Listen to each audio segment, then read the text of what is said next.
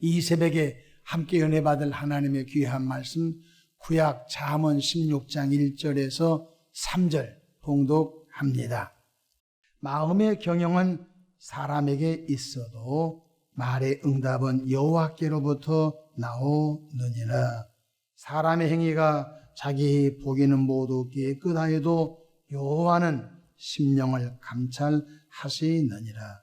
너의 행사를 여호와께 맡기라.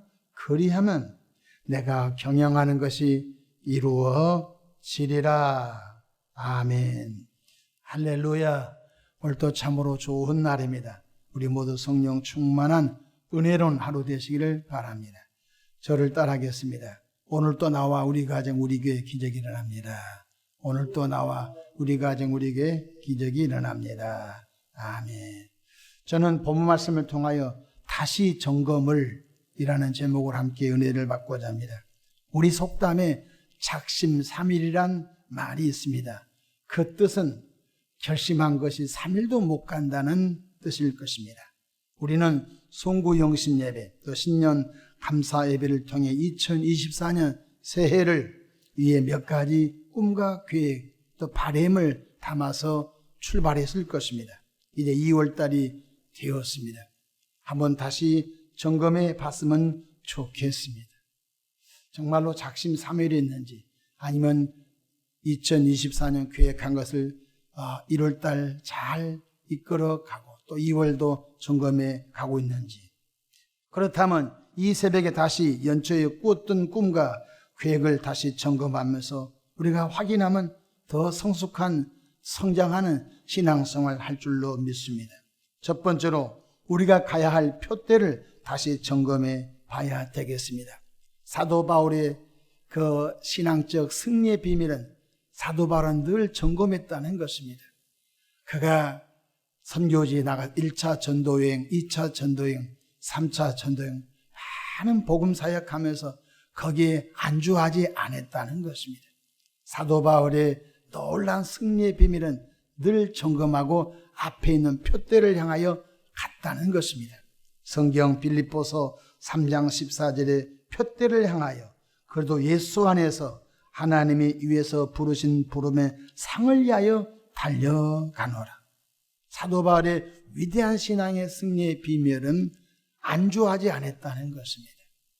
그가 가졌다 함도 아니요 얻었다 함도 아니요 모든 것을 배설물로 여겨버리고 사도 바울 앞에 있는 표대를 향하여 달려갔다는 것입니다. 둘째로 표대를 향해 달려가는데 무엇이 방해 요소가 되는지 점검해 봐야 되겠습니다. 겨울철이면 안타까운 화재로 인하여 고귀한 인명피해 소식이 안타깝게도 많이 들려옵니다. 때로는 불을 진압하는 소방대원들이 안타깝게 싸늘한 죽음으로 돌아오는 뉴스도 접해볼 수 있습니다. 건물마다 화재에 취약한 요소를 미리 점검하고 또 점검하면은 그 어떠한 화재 발생의 요인들이 아마 줄어들 것입니다. 이처럼 우리 영혼이 잘 되는 요소에 방해가 되는 무엇이 있는지 점검해 봐야 되겠습니다. 내 신앙생활에 믿음의 진보를 보이는 일에 도대체 나의 시간과 나의 삶의 그 표대를 흐리게 하는 요소가 무엇인가 점검해 봐야 할 것입니다. 그래서 그것이 점검되면 가차없이 버리고 잘라버려야 할 것입니다. 이제 곧 봄이 오게 되면은 우리가 밭을 다듬고 곡식에 씨를 뿌립니다. 근데 씨를 뿌릴 때에 가만히 놔두면 가을철에 우리가 원하는 열매를 거둘 수가 없습니다. 우리가 조그마한 텃밭을 갖고도 거기에 심었던 것 외에 잡초는 무지막지하게 다 뽑아서 없애버립니다. 자르고 뿌리까지 캐내서 버린 것입니다. 그렇지 않고 공존할 수 있는 것은 없습니다. 반드시 곡식을 방해한 것들은 뽑아서 버려야 되는 것입니다. 이와 마찬가지로 우리가 표대를 향하여 달려가는데 무엇인가 우리 가는 길을 방해하는 요소가 개개인마다 있을 것입니다. 그것이 개인적인 요소건 가정적인 요소건 교회적인 요소건 그것을 뿌리째 뽑아서 버리지 않고서는 우리의 결심이 흐지부지 되고 말 것입니다. 주님께서는 이스라엘의 새로운 리더십 여호수아 젊은 지도자에게 이렇게 말씀합니다. 여호수아서 1장 7절에 오직 강하고 극히 담대하여 나의 종 모세가 내게 명령한 그 율법을 다 지켜 행하고 좌로나 우로나 치우치지 말라. 그리하면 어디로 가든지 형통하리라. 이 말을 압축해서 말한다면 휘둘리지 말라는 것입니다. 너 그동안 40년 동안 이스라엘을 지도했던 모세 봤지?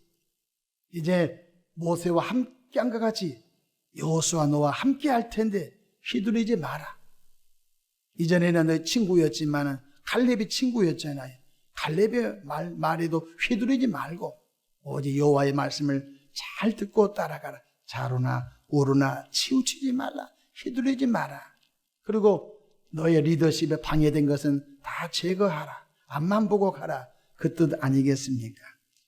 거룩한 푯대를 도둑질해가는 나의 그 무엇인가 있을 것입니다. 그 하나님께서 주신 거룩한 비전을 이루지 못하게 하는 개인적인 그 무엇인가, 가정적인 그 무엇인가, 그 뜻을 점검하고 사정없이 그것을 버리지 않고서는 대형 화재로 인하여 인명피해를 입은 것과 똑같이 우리 신앙생활도 그런 조그마한 요소로 인하여 어려움을 당할 수 있다는 것입니다. 성경에 보면 아간이라고 하는 자가 여리고 성을 정복했었을 때 조그마한 것 하나 감췄다가 결국은 큰 피해를 아이성에서 당한 것을 기억해야 할 것입니다. 무엇입니까? 푯대를 향해 달려가는데 방해대가 되는 요소를 우리가 점검해 봐야 되겠습니다. 세 번째로 늘 깨어 기도하여 성령 충만함이 답인 것입니다. 하나님의 성령은 우리 믿는 자 속에 오셔서 우리 속사람을 새롭게 하십니다. 디도서 3장 5절에 중생의 씻음과 성령의 새롭게 하심으로 하셨다고 했습니다. 성령이 아니고는 내 속의 죄를 발견해 줄 분이 없습니다. 성령이 말씀으로 빛비춤을 통하여 내 속에 이런 죄악이 있었구나 깨닫게 해주신 것입니다. 그래서 성령이 아니고는 우리 속사람이 새로워지지 않습니다. 우리가 참회를 통해서 새로워지지 않습니다. 성령께서 새롭게 해 주셔야 회개의 영이 임하고 성령께서 죄를 깨우쳐 주어야 회개의 영이 임하는 것입니다. 그래서 성령 하나님께서 우리 속사람을 새롭게 해 주실 뿐만 아니라 계속적으로 거룩한 꿈과 소망을 부어 주시는 것입니다. 꿈과 소망을 이룰 수 있도록 믿음도 더해 주시는 것입니다. 오늘 본문 잠언서 16장 1절 보십시다. 마음의 경영은 계획을 말한 것입니다. 경영은 계획, 꿈을 말하는 것입니다. 마음의 경영은 사람에게 있다는 것입니다. 우리가 큰 그림을 그릴 때 밑그림을 그립니다. 스케치라고 합니다. 여러분 위대한 화가도 밑그림을 그리지 않고는 그림을 그릴 수 없습니다. 밑그림을 그려놓고 그 다음에 구도를 잡고 그 위에 여러 가지 유화를 발라서 아주 위대한 작품을 만들어내는 것과 똑같이 하나님 이런 바람이 있습니다. 그림을 그려 놓아야 된 것입니다. 밑그림을 하나님께 제출해야 된 것입니다. 그래야만 그 위에 하나님께서 거룩한 옷을 입히셔서 꿈을 이루어 주시는 것입니다. 16장 1절 보십시다. 마음의 경영은 사람에게서도 말의 응답은 여호와께로부터 나오느니라. 계획이 없는 자는 받을 수 있는 것이 하나도 없는 것입니다. 그래서 꿈이 없는 백성은 망한 백성이다 말씀하고 있는 것입니다. 그림을 그리기 전에 밑그림은 우리가 그려야 된 것입니다. 2절 보십시다. 사람의 행위가 자기 보기에는 모두 깨끗하여도 여호와는 심령을 감찰하시느니라. 사람은 외모를 보나 여호와는 그 마음의 중심을 본다고 했던 것 잊지 않기를 바랍니다. 3절 너의 행사를 여호와께 맡기라. 1절을 말한 것입니다. 마음에 경영했지요. 오늘 하루 이런 것 이렇게 되기 원합니다. 경영했지요. 근데 바로 그러한 모든 마지막 결론은 하나님이 결제, 하나님이 이끌어 주셔야 되는 것입니다. 하나님 보고서 올립니다. 하나님 이끌어 주십시오. 그 계획한 것을 하나님께 맡기는 것입니다. 계획이 없이 뭘 맡깁니까? 하나님 알아서 하십시오. 안 되는 것입니다. 너의 행사를 여호와께 맡기라. 그리하면 내가 경영하듯이 이루어지리. 내가 경영하면 1원 남길 수 있는데 하나님의 경영하면 100원, 1000원도 남길 수 있는 것입니다. 하나님은 위대한 경영자인 것입니다. 하나님은 실수하지 않는 분인 걸 믿으시기를 바랍니다. 역사에 흥하고 망하고 성하고 세요. 몽골 제국이 흥하고 몽골 제국이 망하고, 여러분 또 영국이라고 하는 해가 지지 않는 나라가 성하고 좀 쇠약해 가고, 미국이란 나라가 지금 성한 것 같지만 계속 성하지는 않을 것입니다. 정신 차리면 하나님이 계속 그 나라를 쓰겠지만은 하나님께서 원하지 않는 그런 사상과 그런 가치관이 미국 속에 마치 곰팡이처럼 들어가게 되면 미국도 결국은 하나님이 손 놓게 될 것입니다. 그래서 늘 깨어 두려운 마음으로 하나님께 초점 맞추고 하나님의 영광을 위해서 살려고 하면 약한 자를 들어서 강한 자를 부끄럽게 하신 줄로 믿으시기를 바랍니다. 우리 대한민국 땅이 넓습니까? 지하전이 많습니까?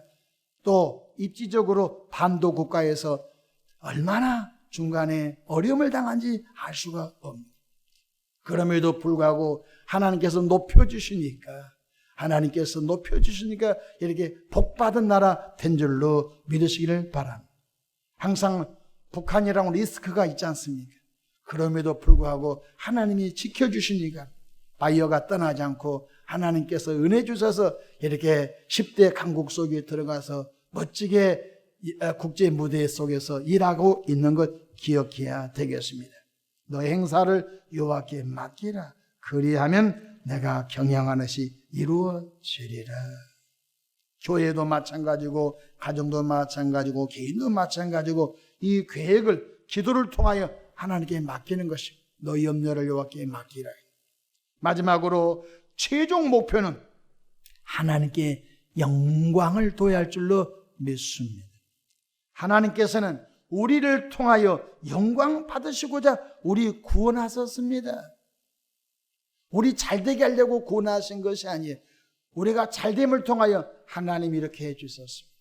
치료해 주심으로 하나님이 하나님의 방법으로 나를 치료해 주셨습니다. 주님 영광 받으시옵소서. 그래서 이사야 43장 7절에 이렇게 말씀하셨습니다. 내 이름으로 불려지는 모든 자 곧 내가 내 영광을 위하여 창조한 자를 오게 하라. 그를 내가 지었고 그를 내가 만들었느니라. 하나님께서 인간을 왜 만들었느냐, 왜 지었느냐? 그 인간을 통하여 영광을 받기 원하여 지었는데 하나님께 영광 돌리지 않고 하나님의 말씀을 반역하여 선악과 따먹고, 선악과를 따먹는다는 것은 하나님의 영광을 가로챘다는 것입니다. 나도 하나님 될 수 있다. 하와야 선악과 따먹으면 너도 하나님 될 수 있단다. 그 마귀 꼬둥이 넘어가 선악과 따먹고 범죄함으로 다 에덴을 잃어버렸잖아요. 그러나 마지막 아담 예수님께서 십자가에서 풀려 죽고 3일 만에 부활하시고 믿는 자 속에 다시 중생의 회복과 하나님의 자녀의 신분의 회복과 성령의 도우심으로 무엇을 하든지 하나님이 하셨습니다. 하나님 영광 받으시옵소서. 그래서 고린도전서 10장 31절에 그런즉 너희가 먹든지 마시든지 무엇을 하든지 다 하나님의 영광을 위하여 하라. 하나님이 복 주실 것입니다. 무엇인가 일이 이루어졌을 때 주님이 하셨습니다.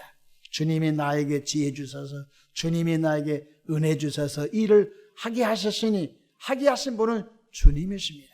주님 영광 받으시옵소서 라고 고백하는 나와 여러분 되기를 바랍니다.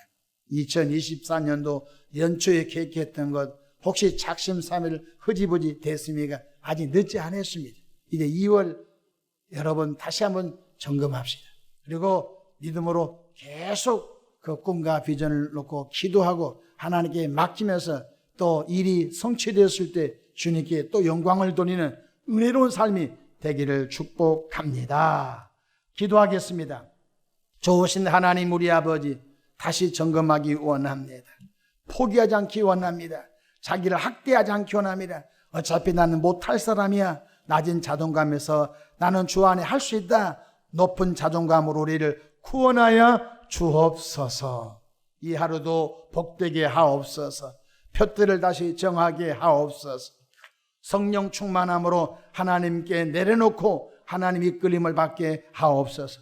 일이 성취되었을 때 모든 영광을 주님께만 돌리게 하옵소서. 오늘 하루도 교회와 가정 개인들이 평안하기를 바랍니다. 예수님의 이름으로 축복하며 기도합니다. 아멘.